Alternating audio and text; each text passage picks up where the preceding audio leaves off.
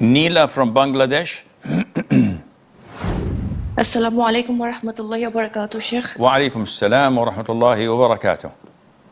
Sheikh, can women also wipe over their socks, also if the socks are made with any material? Barakallahu fikum.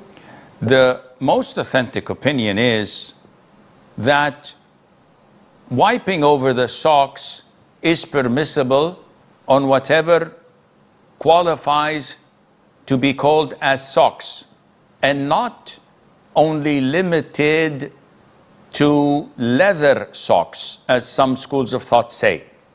So whatever a person wears on his foot that covers the prescribed area and it stays by itself, one can wipe over it, whether male or female, whether it is made of cotton, of nylon, or of any other material.